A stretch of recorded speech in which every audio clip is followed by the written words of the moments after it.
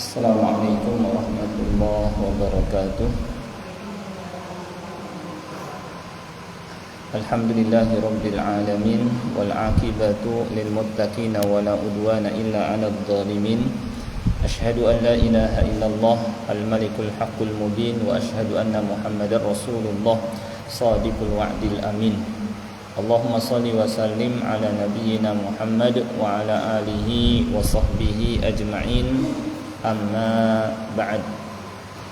Pertama kita panjatkan puja dan puji syukur kehadirat Allah Subhanahu wa taala atas segala nikmat yang terus Dia limpahkan kepada kita semua, terutama adalah nikmat Islam, nikmat iman, nikmat hidayah, nikmat taufik. Seperti biasa pada Rabu pekan pertama kita mempelajari Bulughul Maram dengan syarahnya Tawdihul Ahkam yang memuat hadis-hadis hukum atau hadis-hadis berkenaan dengan fikih, baik fikih ibadah, kemudian muamalat dan seterusnya, ya.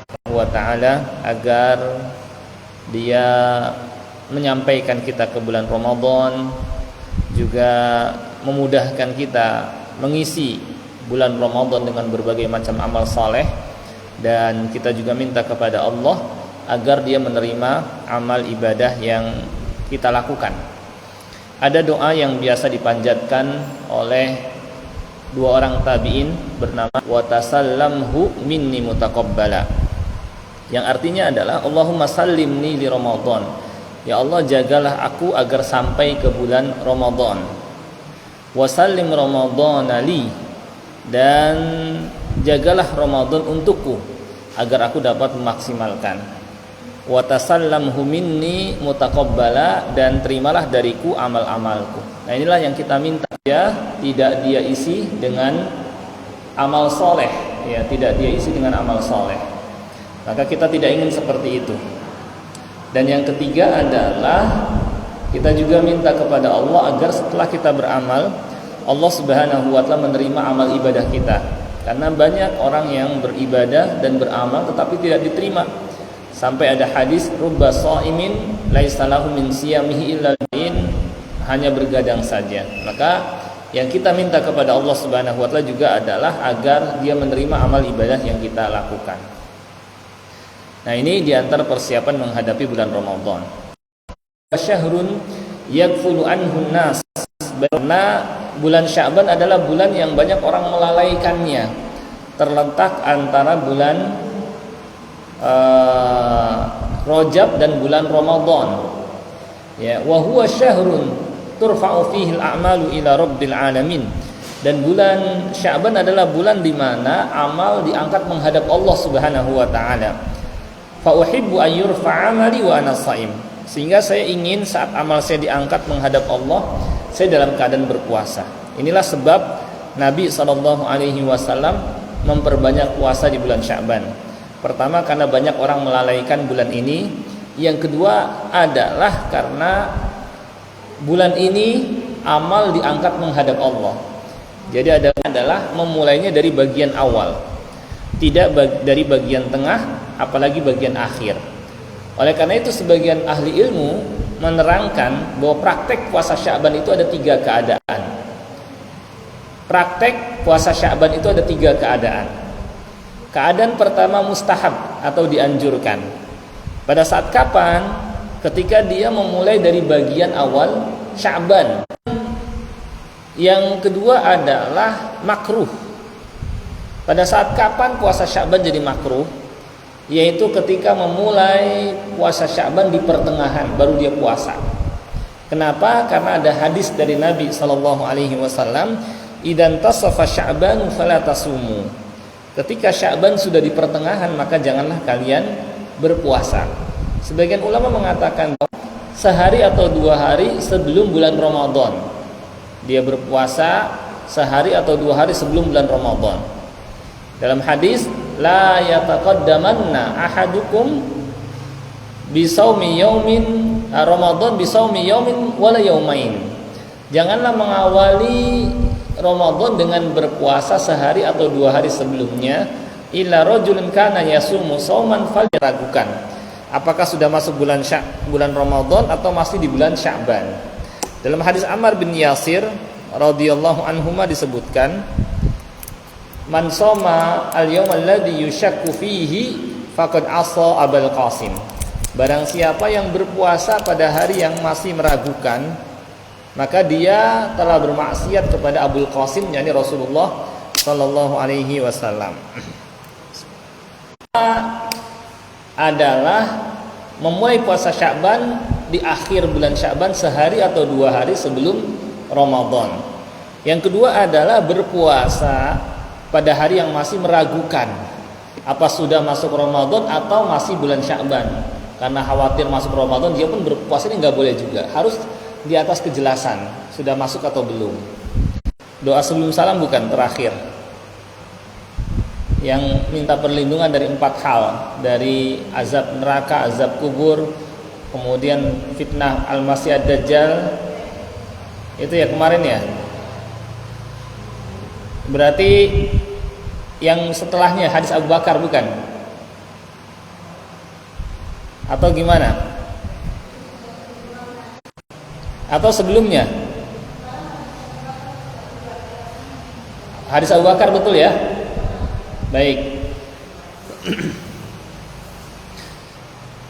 Baik, an Abi Bakar As-Siddiq radhiyallahu anhu annahu qala li Rasulillah sallallahu alaihi wasallam. Dari Abu Bakar As-Siddiq radhiyallahu anhu bahwa ia pernah berkata kepada Rasulullah, wa la yaghfiru dzunuba illa anta faghfirli maghfiratan min indik warhamni innaka antal ghafurur rahim. Muttafaqun alaih. Kata Rasulullah sallallahu alaihi wasallam, ucapkanlah, Allahumma inni dhalamtu nafsi dzulman katsira. Ya Allah, aku telah mendolimi diriku dengan kezaliman yang banyak. Maha penyayang. Ya. Baik. Ini salah satu doa yang bisa kita baca sebelum salam. Ya. Dan hukumnya sunnah.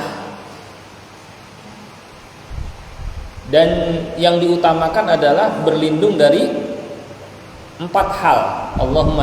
Allahumma inni dhalamtu nafsi dzulman katsira wa la yaghfiru dzunuba illa anta faghfirli maghfiratan min indik warhamni innaka antal ghafurur rahim. Ini ya lanjutannya. Bisa juga membaca dengan ada beberapa doa yang dibaca Nabi sallallahu alaihi wasallam atau sebagian sahabat sebelum sahabat. Yasira, ya Allah hisablah aku dengan hisab yang mudah. Ini juga bisa. Allahumma hasibni hisaban yasira. Bisa dilihat dalilnya di sifat salat Nabi sallallahu alaihi wasallam. Kemudian masih banyak beberapa doa sebelum salam yang bisa kita baca ya. Atau minta surga misalnya, Allahumma inni as'alukal jannah wa a'udzubika minan nar. Allah, tapi sebelum salam. Karena setelah salam kita diperintahkan berzikir. Ya, maka terkait dengan doa maka dibaca sebelum salam. Prakteknya bagaimana?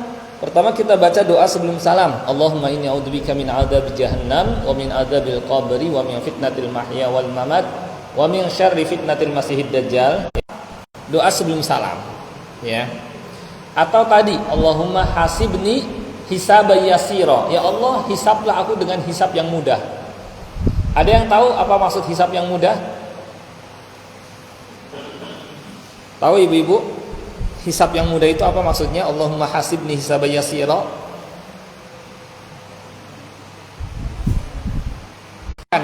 Ya.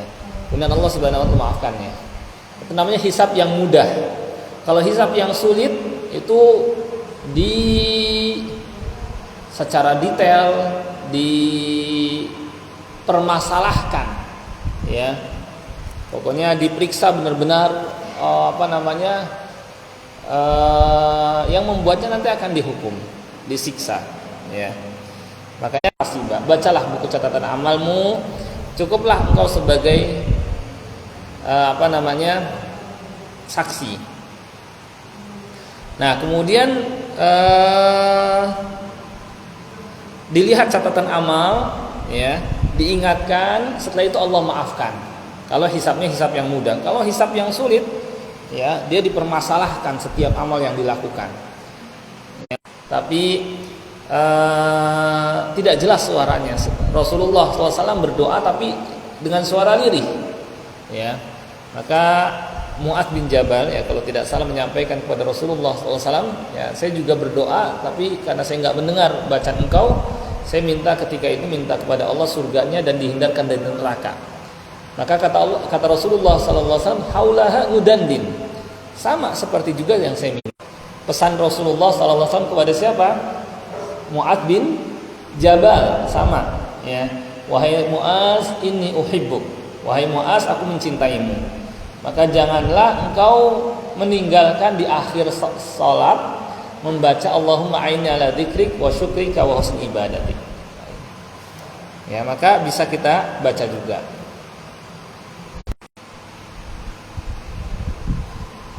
Yang pertama adalah kedalaman fikih Abu Bakar As-Siddiq. Kedalaman fikih Abu Bakar As-Siddiq.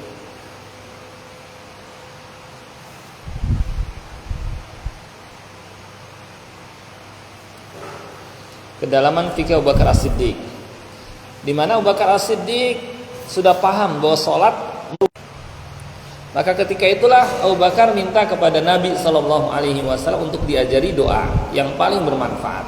Kemudian beliau mengajarkan doa tadi.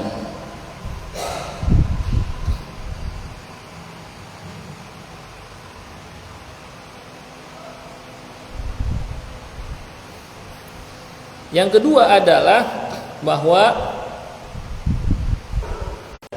beliau menempatkan doa ini setelah apa? Setelah doa apa? Setelah doa minta perlindungan dari 4 hal. Allahumma inni a'udzubika min adzabi jahannam. Baru kemudian disambung dengan hadis ini, ya kan? Ya. Menunjukkan bahwa tempatnya itu ya sebelum salam. Karena tentukan di mana tempatnya, cuma yang lebih mendekati adalah sebelum salam dibaca.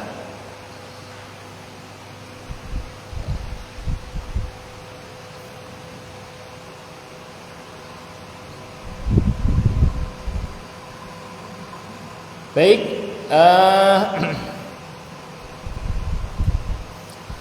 termasuk juga, maka termasuk waktu mustajab adalah sebelum salam. Sebelum salam, ketika sujud, ketika turun hujan, yang sudah kita pelajari pada pertemuan sebelumnya. Sudah belum tentang waktu-waktu mustajab ketika berdoa? Sudah kalau tidak salah, ya. Dan dalam meminta supaya lebih mustajab ditambahkan, yakni datang dengan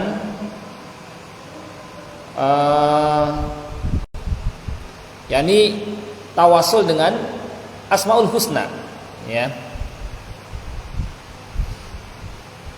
Dari kalimat yang mana tawasul dengan Asmaul Husna? Innaka antal ghafurur rahim. Sebenarnya engkau iya. Kecepatan ya? Ya, baik. Baik, saya ulang lagi.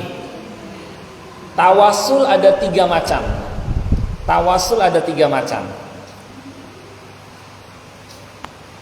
Pertama, tawasul yang syar'i.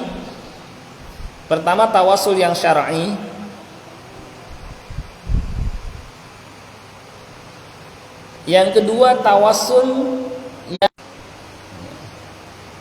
syar'i sesuai syariat. Tawasul syirki di dalamnya mengandung syirik. Tawasul bid'i yang ada bid'ahnya. Gitu ya, bid'i yang ada bid'ahnya. Baik. Kalau yang syar'i, hamni, ya Allah, engkau adalah maha pengampun, maka ampunilah aku. Ya Allah, engkau adalah maha penyayang, maka sayangilah aku. Itu dengan Asmaul Husna. Ini yang syar'i. Yang kedua, Tawasul yang syar'i juga adalah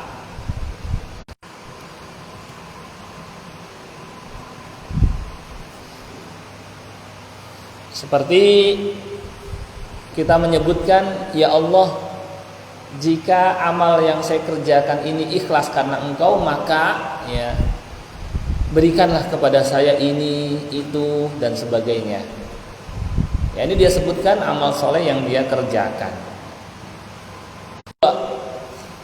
Lalu batu besar jatuh menutupi gua mereka, dan mereka mendorong gak bisa-bisa. Akhirnya seorang yang berilmu di antara mereka berkata, kita gak bisa keluar kecuali dengan kita berdoa kepada Allah sambil menyebutkan amal soleh yang pernah kita kerjakan.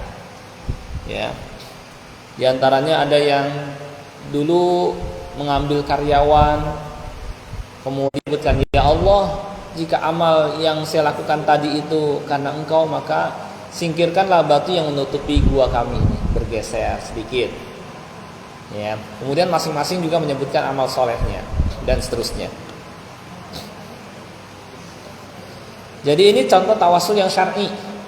Pertama dengan Asmaul Husna.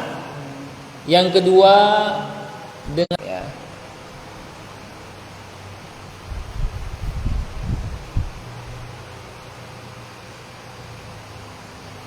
Kenapa dengan doa orang soleh dengan syarat tadi? Karena kalau misalnya sudah meninggal, syirik kalau mintanya kepada penghuni kubur. Maka harus dia masih hidup.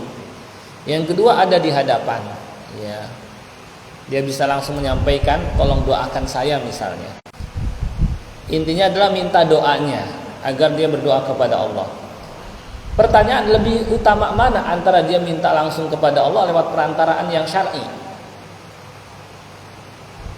Lebih utama mana?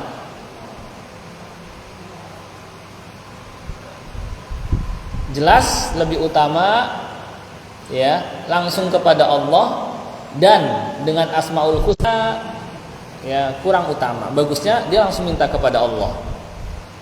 Ya.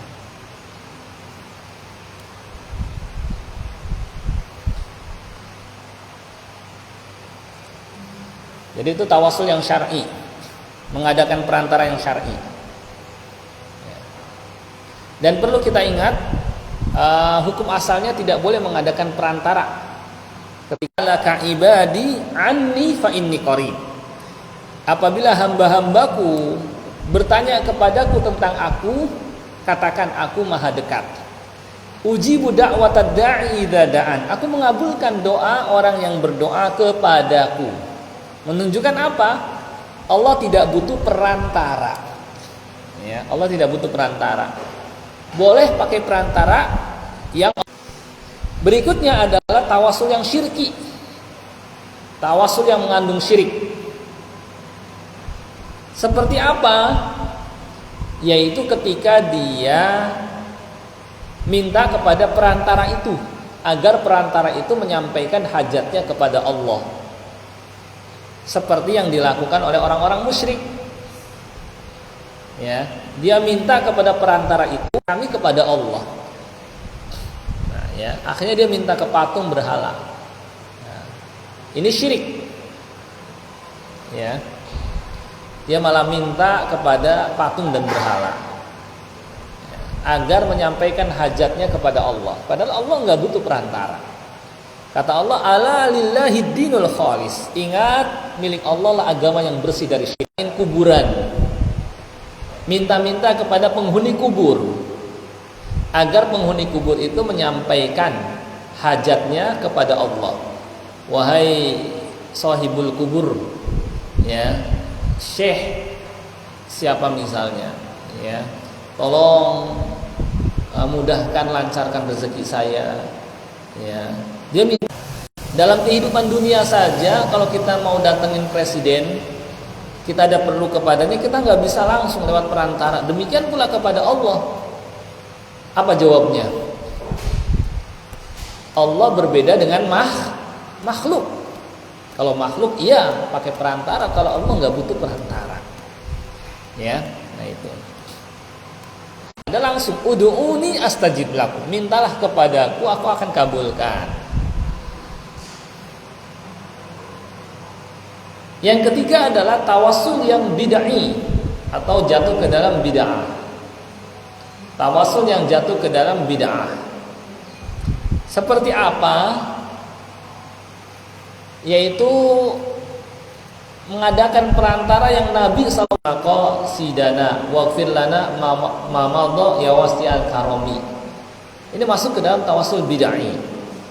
Ya Rabbi bil Mustafa, dengan perantaraan Al Mustafa, balik maqasidana, sampaikan kepada kami maksud-maksud kami. Ya. Kemudian salat, ini masuknya ke dalam tawassul yang bid'ah, jatuh ke dalam bid'ah. Itu ya. Jadi tawassul ada 3, syar'i, syirki, dan bid'i. Yang syar'i dengan asmaul husna, amal soleh yang dikerjakan, atau doa orang soleh yang masih hidup ada di hadapan. Yang syir'i, yang syirik juga. Ya.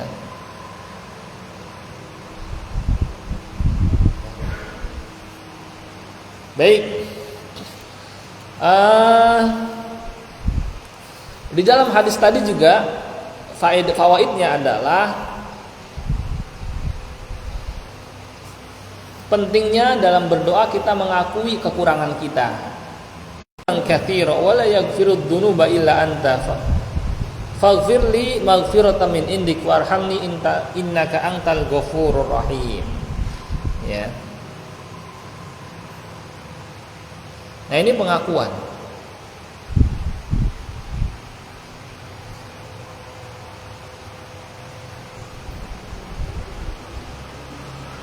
Baik. Ya. Jadi manfaatkan itu buat doa. Ketika sujud, waktu keadaan ketika seorang sangat dekat dengan Allah, dan sebelum salam. Kenapa sebelum salam? Karena kita awali dengan puja-puji Allah, bersolawat, baru kita berdoa. Dan Rasulullah SAW juga praktekkan demikian. Jadi waktu mustajab doa dalam sholat adalah diriwayatkan oleh Ibnu Abi Syaibah dari Ibnu Mas'ud secara mauquf sampai kepada Ibnu Mas'ud. Beliau sebelum salam membaca doa sapu jagat ini, Rabbana atina fid dunya hasanah wa fil akhirati hasanah wa qina adzabannar. Ya.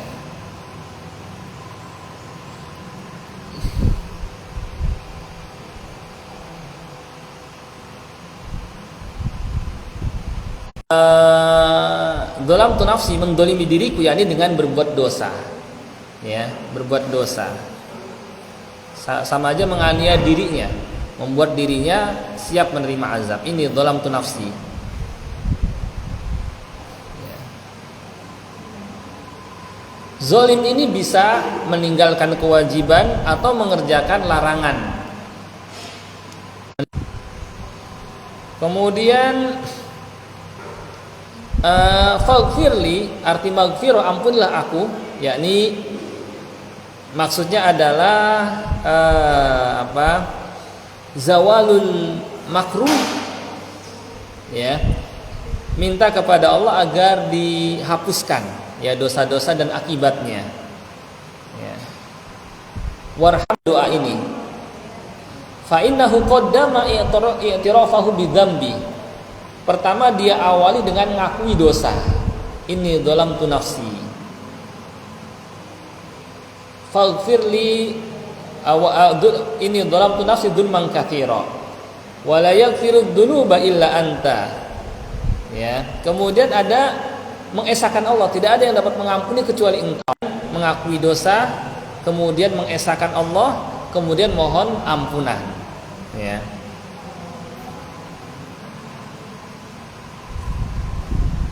Baik, inilah pelajaran yang dapat kita ambil dari hadis ini, ya. Ada banyak kesimpulan ya, ibu-ibu ya, terkait dengan doa ini. Intinya adalah bahwa ini salah satu doa sebelum hisab yasira, atau Allahumma a'inni ala dzikrik wa syukrik wa husni ibadatik, atau Rabbana atina fid dunya hasanah wa fil akhirati hasanah wa qina adzabannar, dan seterusnya. Dan bahwa sebelum salam termasuk waktu mustajab. Karena apa? Karena sebelumnya kita puja-puji Allah, agungkan Allah dalam kalimat tasyahud. Silakan kalau ada yang mau ditanyakan.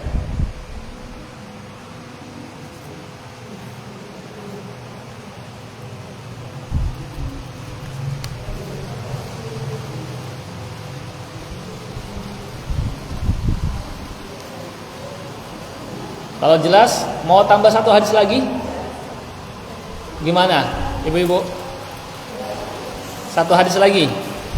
Satu hadis lagi? Ya, baik. Kita lanjut lagi satu hadis lagi ya. Wa an Wa'il bin Hujr, dari Wa'il bin Hujr radhiyallahu anhu, semoga Allah meridhoinya. Qal, ia berkata, sholaitu ma'an Nabi sallallahu alaihi wasallam. Aku pernah salat bersama Nabi sallallahu alaihi wasallam. Abu Daud bisnadin sahih. Diriwayatkan oleh Abu Daud dengan isnad yang sahih. Perlu diketahui,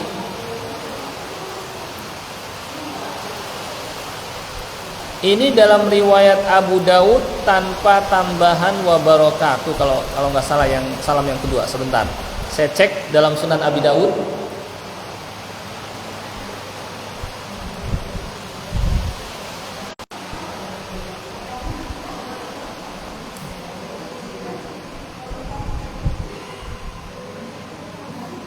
Baik, saya coba cek dalam Sunan Abu Daud.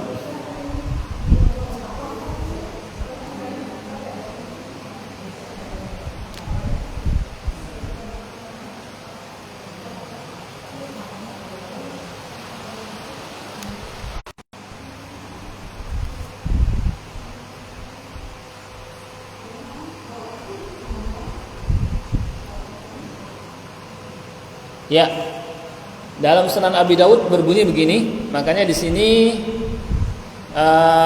kalau yang di bahasa Arab ya dikasih tanda kurung bahwa tambahan wa barakatuh itu tidak ada dalam Sunan Abi Daud. Jadi begini. Tetapi ada juga ternyata dalam Sunan Abi Daud dari riwayat, kalau yang riwayat Wa'il bin Hujr yang kita baca barusan, lafaznya tadi seperti tadi. Assalamualaikum warahmatullahi wabarakatuh. Ke kiri assalamualaikum warahmatullahi, dalam riwayat Wa'il bin Hujr tadi.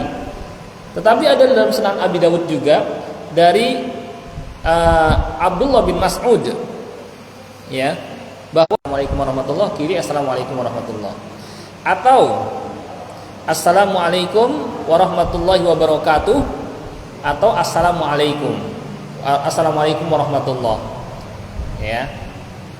Dan dalam sifat sholat Nabi diperjelas ada beberapa sigot, ya. Kita lihat misalnya dalam sifat sholat Nabi seperti ini. Sebentar, sifatu sholatin Nabi.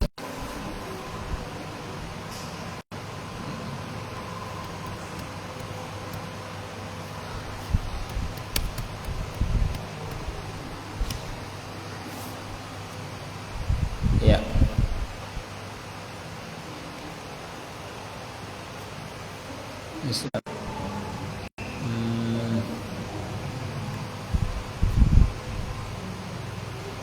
Ya, dalam sifat sholat Nabi seperti ini.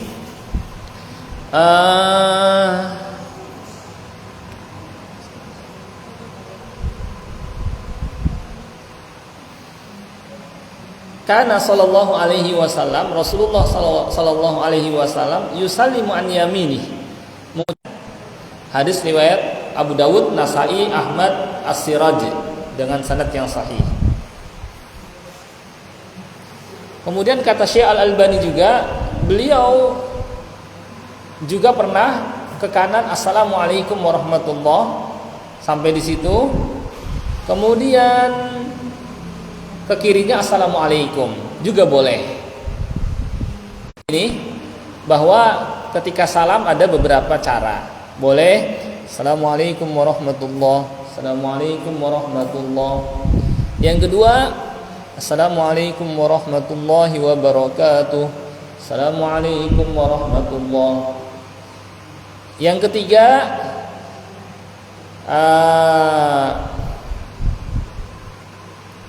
adalah, ya baik, Sebentar.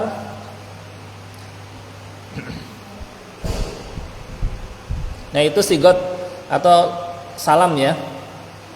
Kemudian ketika salam kita tidak boleh membuka ke kanan tangan ya. Assalamualaikum warahmatullahi wabarakatuh. Ke kiri assalamualaikum warahmatullahi wabarakatuh. Silahkan juga. Cuma kalau kita lihat langsung ke Sunan Abi Dawud hanya assalamualaikum warahmatullahi, assalamualaikum warahmatullahi, atau assalamualaikum warahmatullahi wabarakatuh, assalamualaikum warahmatullahi. Itu dalam Sunan Abi Dawud.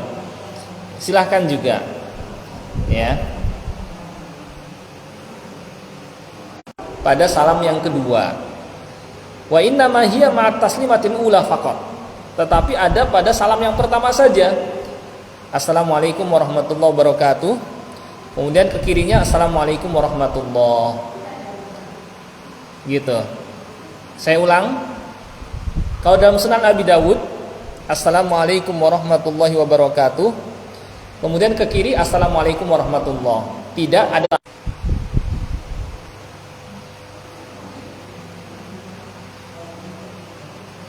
Baik.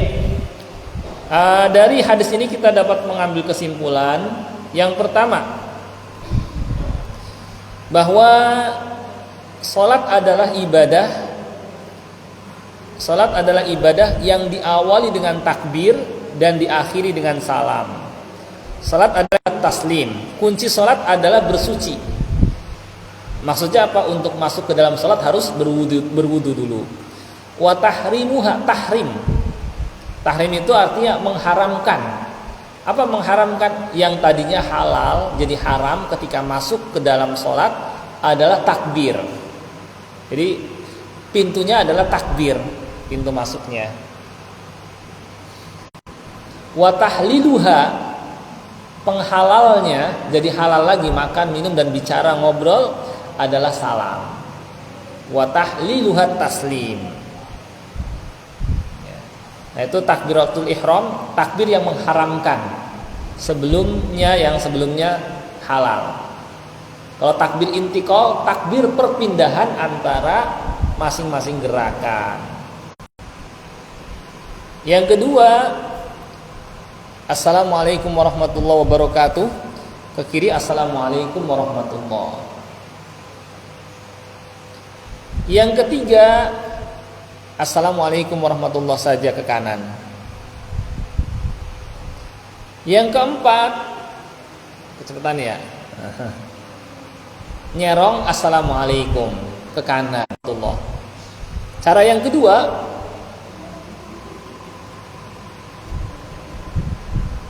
assalamualaikum warahmatullahi, assalamualaikum warahmatullahi. Cara yang kedua, ya seperti kita dalam biasa salat, assalamualaikum warahmatullahi, assalamualaikum warahmatullahi. Cara yang kedua. Cara yang keempat, assalamualaikum saja nyerong ke kanan. Itu ya.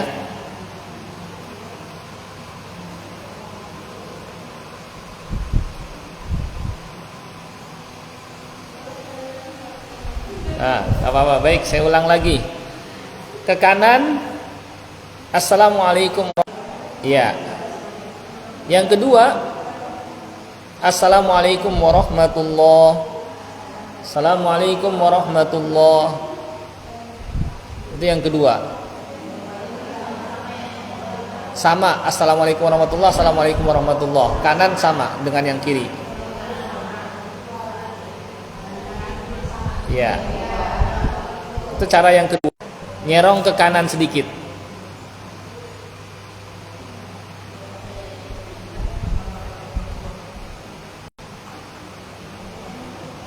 Nyerong ke kanan sedikit. Assalamualaikum.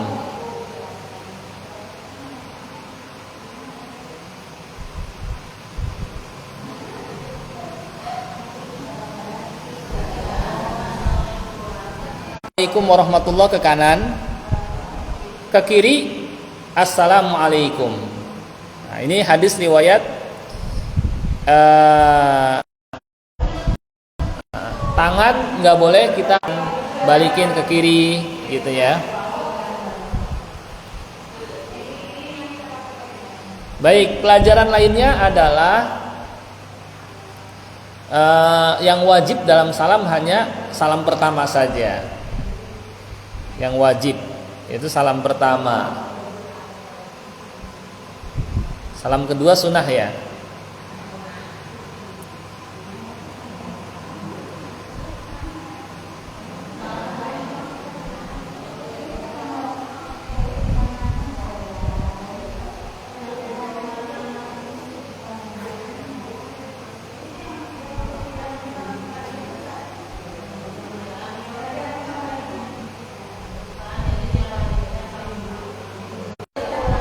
Lebih utama.